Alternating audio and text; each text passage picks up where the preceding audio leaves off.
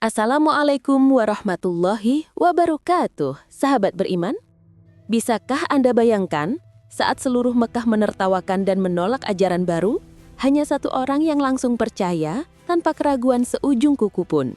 Bahkan, orang ini rela menghabiskan seluruh kekayaannya untuk memerdekakan budak-budak yang disiksa demi agama ini.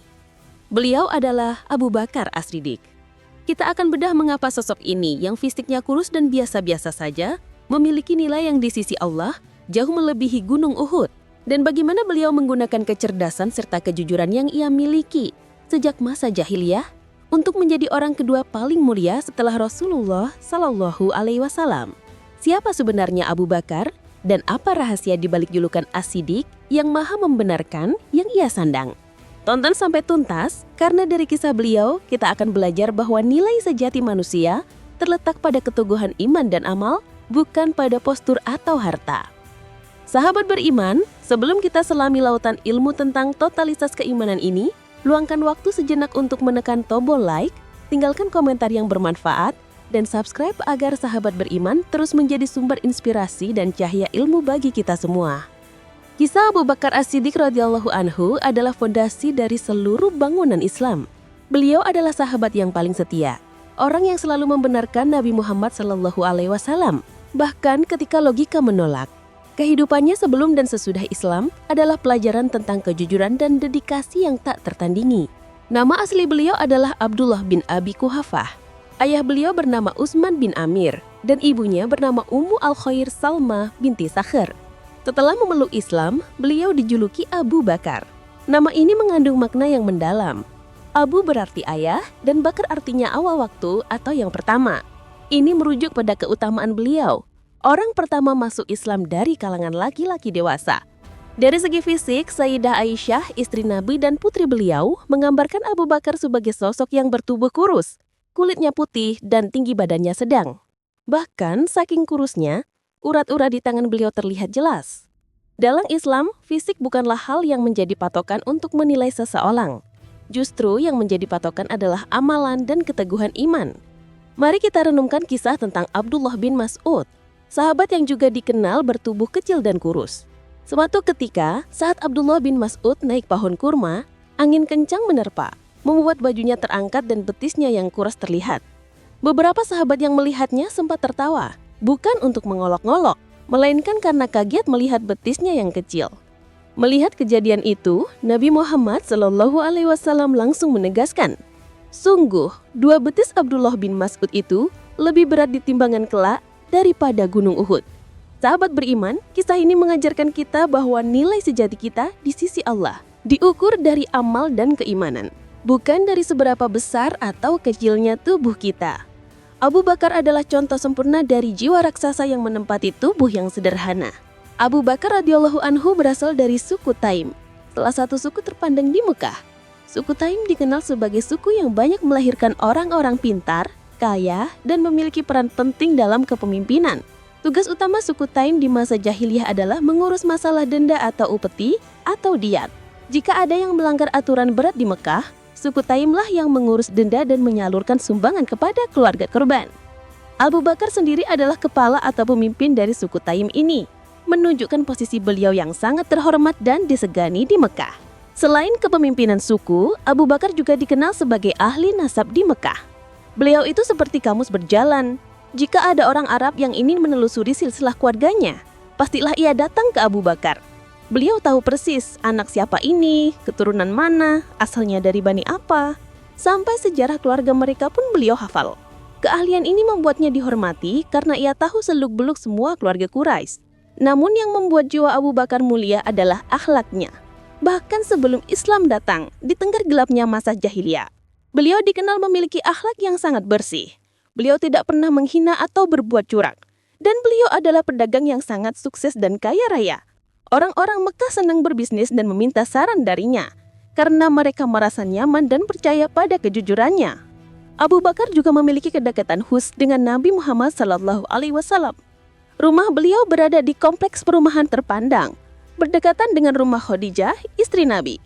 Karena bertetangga, persahabatan antara Nabi Muhammad dan Abu Bakar mulai terjalin setelah Nabi menikah dengan Khadijah.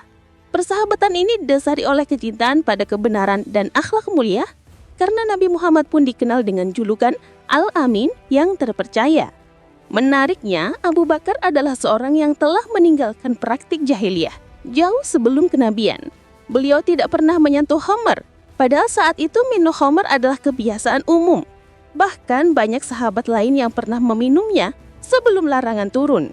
Abu Bakar mengharamkan khamar untuk dirinya sendiri, karena beliau berpikir, aku tidak akan memasukkan ke dalam perutku sesuatu yang menghilangkan akal sehatku. Dan yang lebih luar biasa, beliau tidak pernah menyembah patung berhala. Dalam sebuah riwayat dikisahkan, suatu waktu, Abu Bakar yang penasaran mendekati salah satu patung itu. Ia berkata, aku lapar, tolong kasih aku makanan. Patung itu tidak berbicara, aku tidak punya pakaian, tolong beri aku pakaian. Patung itu tetap diam. Karena kesal, Abu Bakar mengambil batu dan melemparkannya ke patung itu hingga tersungkur.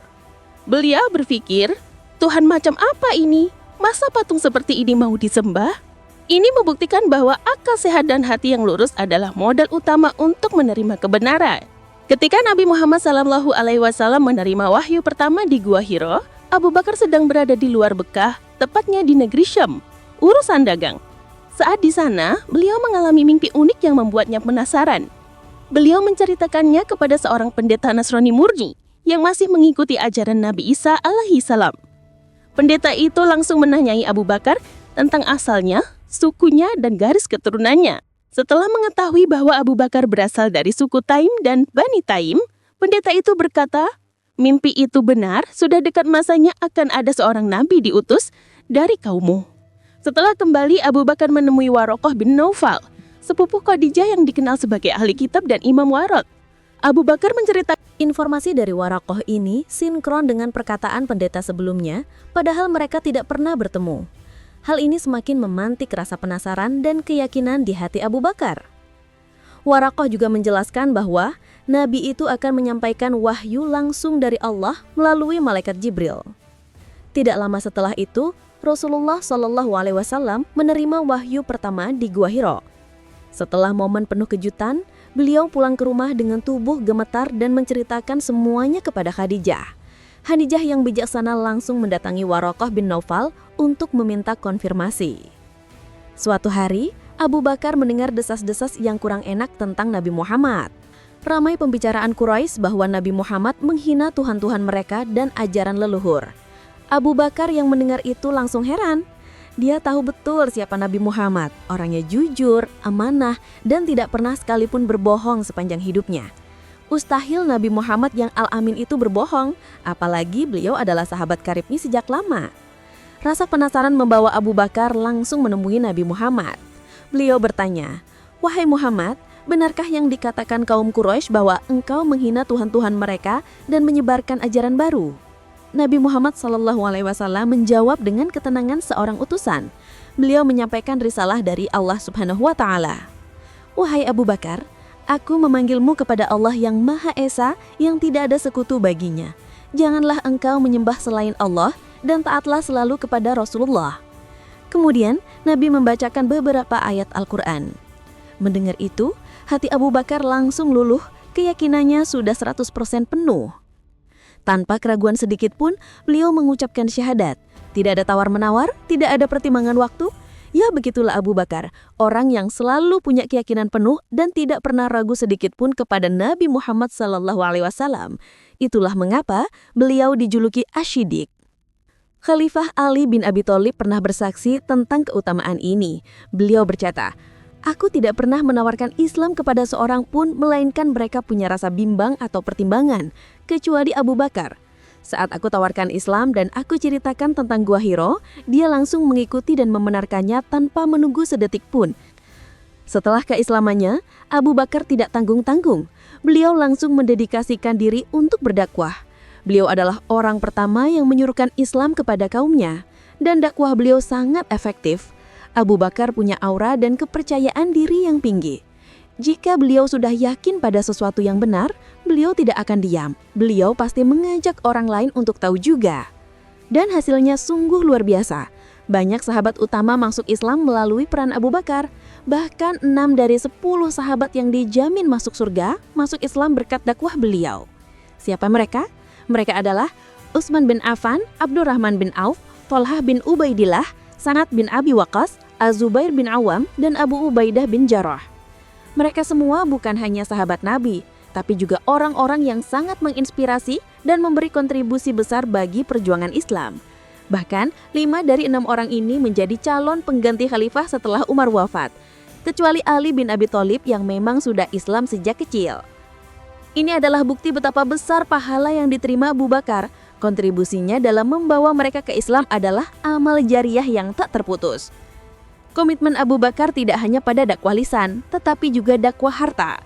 Di tengah penyiksaan kejam kaum kafir Quraisy, cuma Abu Bakar yang berani bertindak. Beliau menggunakan seluruh kekayaannya untuk membeli dan memerdekakan budak-budak yang disiksa karena memeluk Islam. Ambil contoh Bilal bin Rabah, hamba sahaya yang disiksa habis-habisan oleh majikannya Umayyah bin Khalaf. Bilal dijemur di bawah terik matahari, ditindih batu besar di padang pasir, namun ia tetap mengucapkan Ahad, Ahad, Allah Maha Esa.